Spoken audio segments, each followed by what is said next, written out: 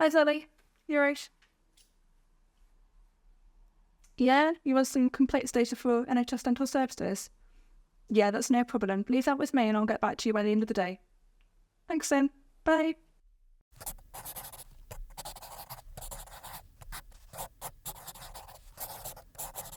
Hi guys, brilliant week. I'll catch you all on Monday. Have a good weekend. Bye.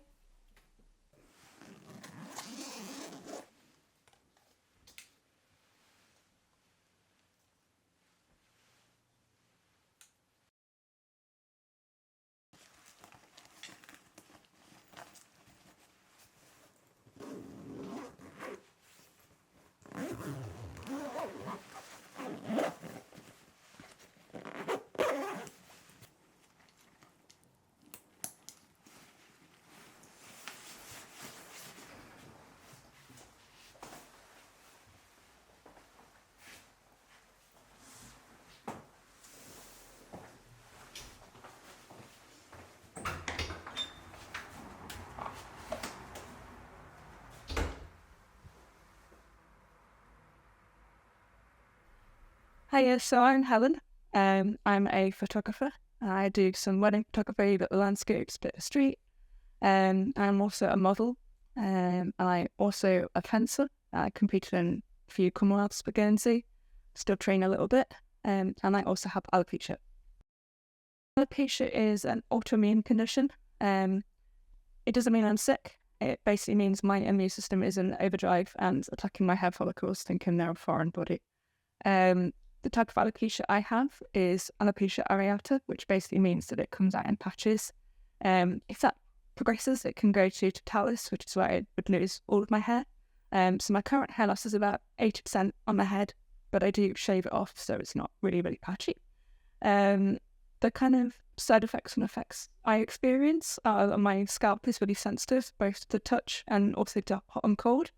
So I can really easily overheat, or it can get really, really cold. Obviously, you can also get sunburn really easily, things like that. I've also got really thin eyebrows and eyelashes, which are a bit of a nightmare in the summer with the sun and also with dust and hay fever, which I now get, and things like that. It's been quite tough to deal with mentally and to cope with the change in myself and see myself as almost as a different person. But yeah, it's just a few of the effects that I've had over the last few years. Some of the challenges I've experienced with having alopecia is not just the change in how I look as a person, but also people's reactions to me. The natural assumption for a lot of people when they see a female with a lack of hair is that they've got cancer or they're sick. I'm not sick. I don't feel sick. And if people assume that I am sick, that makes me feel bad and almost like a fraud. So that's been quite difficult with the second glances and the anxiety that's associated with that. So going out in public in mass situations, going into a bar where people have a loss of inhibitions anyway, or going to social gatherings and meeting new people has been quite challenging. Even things like going on Teams calls at work with colleagues that have seen me previously with hair and now I don't. Having that change has been quite tough. Personally, I don't get on with wigs. I don't like to feel like I'm hiding. Also, wigs are really expensive, really, really expensive. And quite frankly, I can't justify that level of money, even though it would help my confidence. Wigs also personally give me migraines. A lot of wigs, to my mind, the ones that I've tried, are designed for people that do have some hair. And therefore, I have to have them quite tight, which gives me headaches and they're really hot. So personally, I want to just hopefully embrace it and own the condition and not hide. Hopefully that can help and inspire others and help me. But there are still tough days where I just don't want to go out, don't want to just don't want to embrace it. And those days I kind of just try and keep strong or wear a hat. But it can be tough at times. We're off to the Hammock area, to the bathing house. One of my favourite spots in the northeast. Just love the drama of the landscape. It's just an amazing place, and from my own kind of personal point of view, it kind of reminds me of the place where I grew up, only without all the negative memories of the PTSD side of the trauma. But I just love the place, so it's just so emotional for me to be there.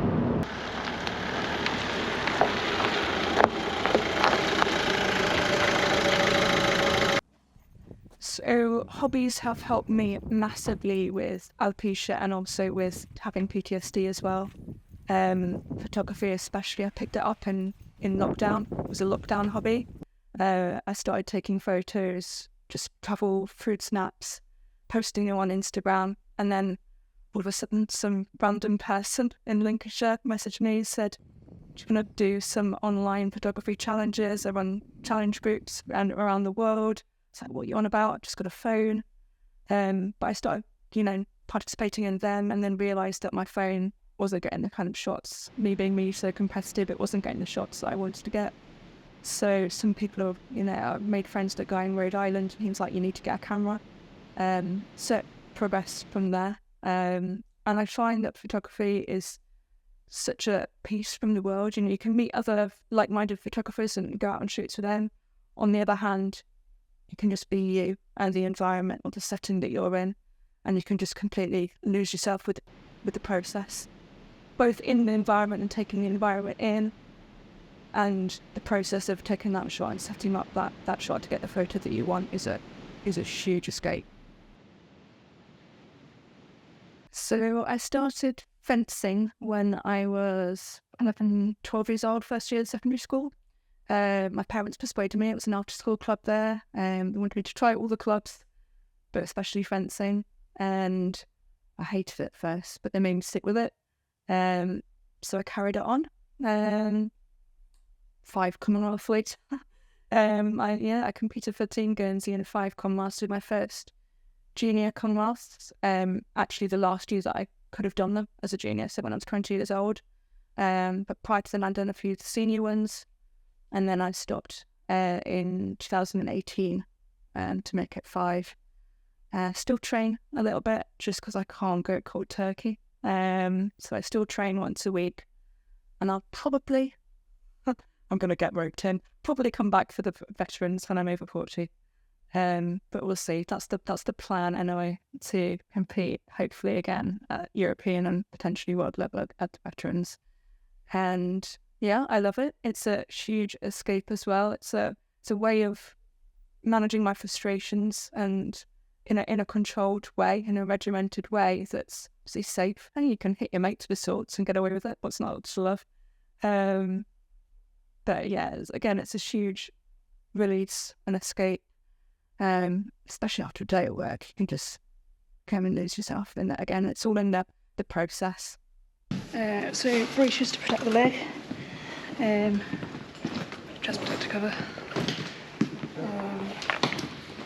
just like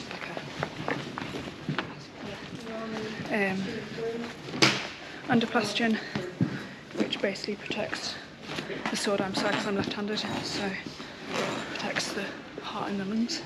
I'll probably just do some. And then we've got a jacket as well, which goes over the top. And the wire that goes underneath the jacket for all the scoring apparatus. Yeah. Mine is a bit green because I've had it about 15 years.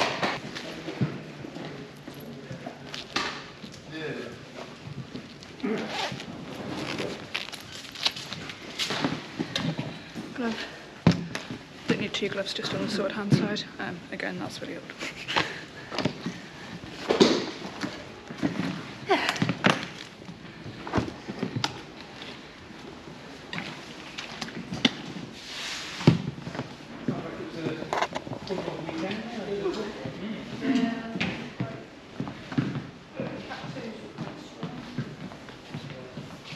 Stronger than the cat ones, truth be told. Modelling I fell into.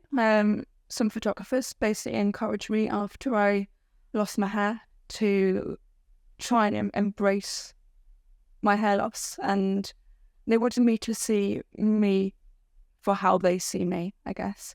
And so I just fell into it that way. I did a few shoots. Thought actually this could be a way of getting alopecia out there, I guess, challenging beauty standards that you're not it doesn't always have to be the person with the long blonde hair that's stick thin doing the modelling, that it is for a variety of different people, different walks of life, different body shapes, different sizes, and that anyone can do it really. If you want to do something, just go for it. And that's kind of the way I fell into it. And it's been a huge help for me, not just accepting the change in how I look, but just accepting who I am and gaining that confidence that way. I've had a few shoots recently, photographers, what am I naming them? Neil Johnson for a projection shoot, which was amazing. I felt completely in control in that shoot. I really absolutely loved it. And another recent one was Paul Elias on a beach shoot, which was probably the least clothed I've ever been in public, apart from in a swimming pool type situation. But it was one wind up to the images, and I was nearly in tears because it was not just accepting how I looked, it was liking it. And that's been a long time coming. But that was a truly special shoot. And there were a few people there, my friend Jill, who was there just for support as well, and also to take some shots. So it was lovely to have that support from friends there as well. So I used to wear makeup loads and then kind of stopped, like a lot of people, working from home with the pandemic. Just couldn't be bothered. So now it's only really when I'm going out on a night time or if I'm modelling that I really bother with makeup. The one thing that I really felt self-conscious about when I did lose my hair was more the eyebrows. So even if I didn't bother with full face makeup, I did always draw my eyebrows on. But now I've got more confident, comfortable. I don't even bother drawing the eyebrows on unless I'm on a model shoot. I've thought about tattooing my eyebrows on. Can't be bothered. I think with all females, there's always the natural kind of unconfidence, I guess, and makeup can enhance what you've got and make you feel a bit better. So, all for it. I guess now we'll see if I've got a good eyebrow or a bad eye. So I used to draw my eyebrows on with pencils, but I found this stuff called pomades, which is like, kind of like compressed powder that's a bit more jelly. So it kind of works, but it's a bit hit and miss because it can clump a bit. But you can make it more like natural strokes.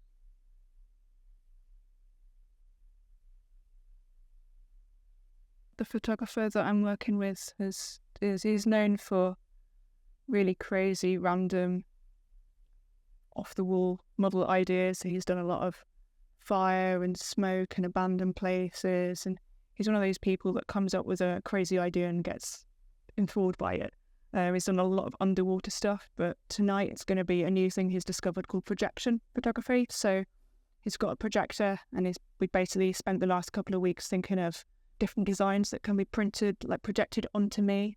So I'll be silhouetted in kind of tight clothing, and he's going to print like patterns and shapes and designs onto me with a dark background, so that it's just essentially the design on me. So yeah, it should look really cool.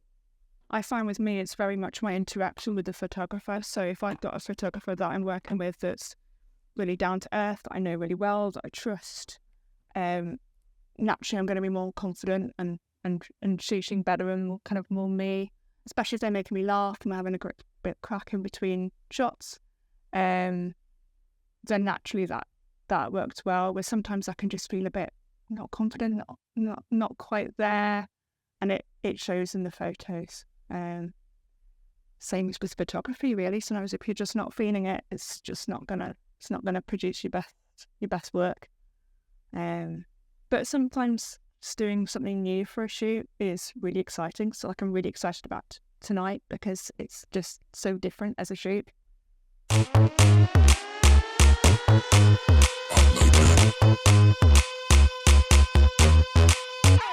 1 2 1 2, need my attitude. 3-4-3-4, check my latitude. Top floor, that's who in the zoo. Strut move like whoop down the avenue. Hey, I just want the finer things. I've been looking my whole life trying to find them things. I'ma take a whole pie, that's mine. Like, if you want a slice, baby, you can try mine. Hey, gimme, gimme, gimme. Give me all that good. Shimmy, shimmy, shimmy. Do it like you should. Ooh, I like that. Okay, so tell me a little bit about your childhood. Okay. Yeah, my childhood was rough.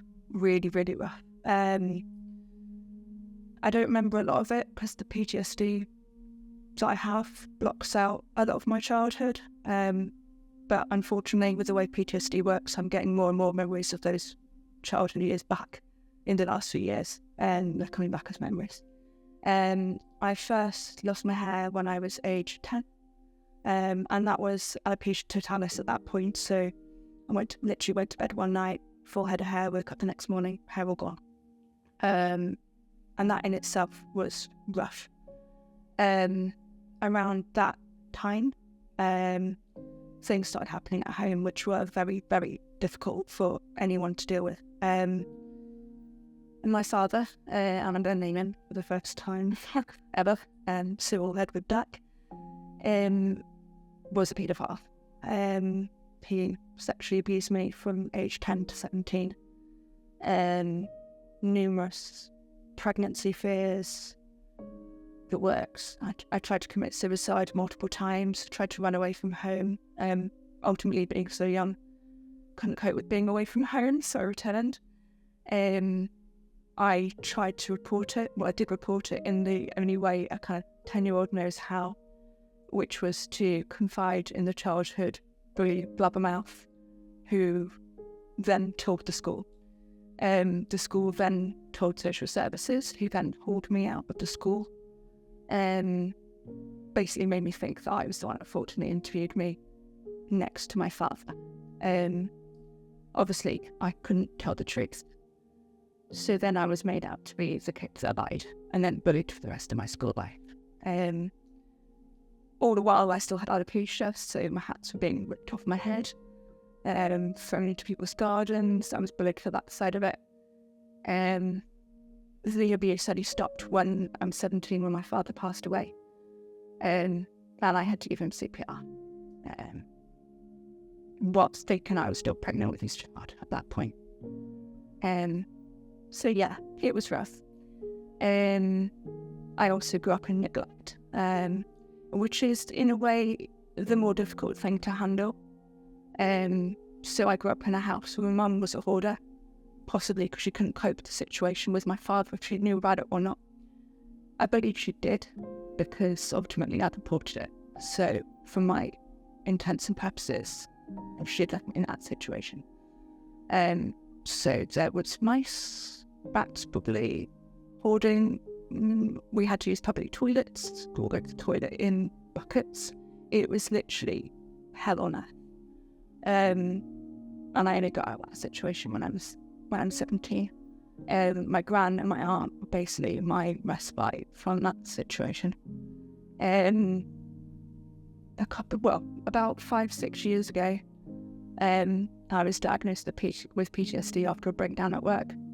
And I then, as a result of that, had counselling and had then got the guts to actually put myself forward for the independent abuse inquiry. Although the abuse inquiry was mainly for those that had been affected in England and Wales, it also linked back to other jurisdictions, so it also reported back to Channel Islands and other places that are held within the British Isles.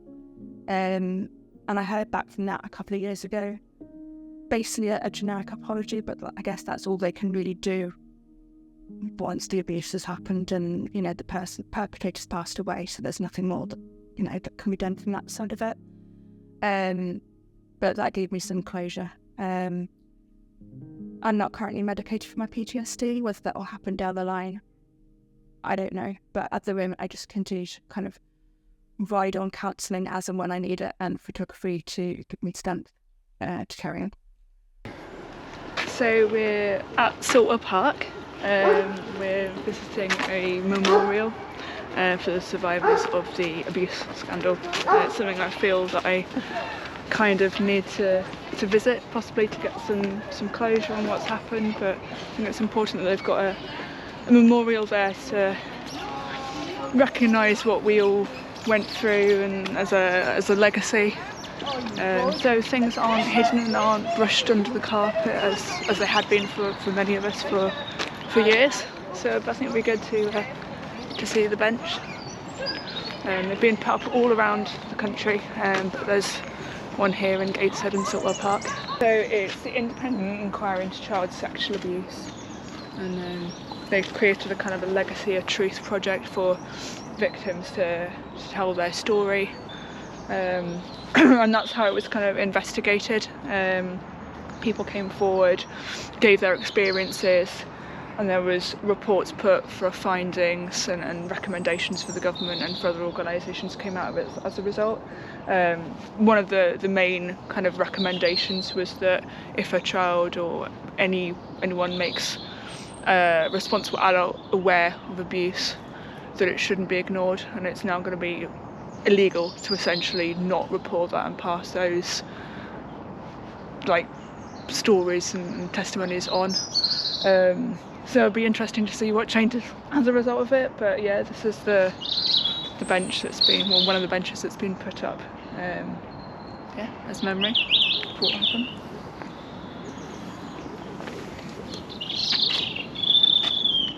For alopecia, Alopecia UK the main UK charity for alopecia. They're a very small organisation, but they do have a huge following now on Facebook and Instagram. And I would really, really recommend them for anyone struggling with alopecia. They have affiliated support groups around the UK and non-affiliated ones as well, all around. I'm part of one in Newcastle that I've recently joined. I didn't feel like I needed one, but even if you don't feel like you need one, it's still worth checking out, just so you know someone else with a condition, because so many people wear wigs, it's not easy to see others that may have alopecia, and therefore you may feel alone. But if you join, or at least go to these support groups, then you might find someone else that has it, and you can share experiences, even if it's just going out for a coffee, and meet someone else in your area, or even virtually, so that makes you feel less alone, because they've also got it, they know what you're going through. So yeah, I belong to one in Newcastle and started going to a few of the meets, which is great, and we've got a little WhatsApp chat going on as well. And I post all my modelling shots in there as well, to help others. PTSD wise, it's a little bit more difficult, because most of the not stigma, but most of the association with PTSD is armed forces based rather than other traumatic events. So most of that is tailored towards those that have been in the military. I found the most help through going through cognitive behavioural therapy through my GP, but you don't need to be referred by GP anymore. You can literally just make a self-referral through talking therapies in your local area, and that is a huge help. It's not for everyone, but it's worth giving it a shot. There's no denying that it's shaped who I am today. It was tough when the alopecia happened this time around, because at that point, with the PTSD memories, coming back and everything, and that side of it, it almost felt that every day looking in the mirror was a reminder of that child, which is why that recent model shoot on the beach was so important to me, because I was no longer that child. But it's definitely made me stronger, more resilient. I want to get through this. I'm a fighter. If I'm not ending my life by now, if I've not turned to drugs, drink by now, then hell, I'm not going anywhere. I would say that your life and your self-worth are not defined by how you look and what you've gone through. There's so much more to you than what meets the eye and everything you've gone through.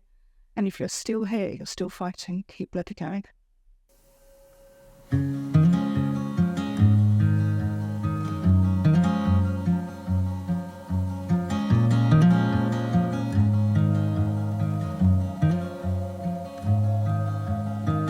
I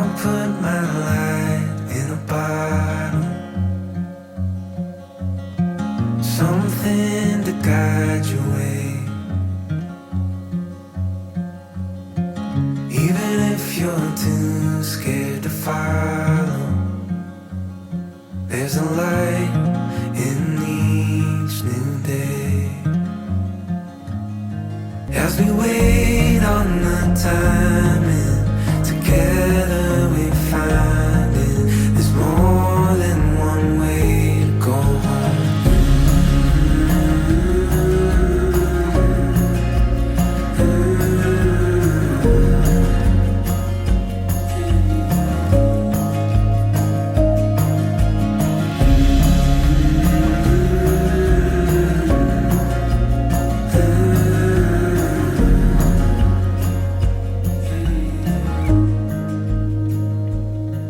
If the moon gives up rising, the sun stops it shining, you know you've got a hand to hold. As we wait on the timing, together we find it. There's more than one way to go home. Yeah, there's more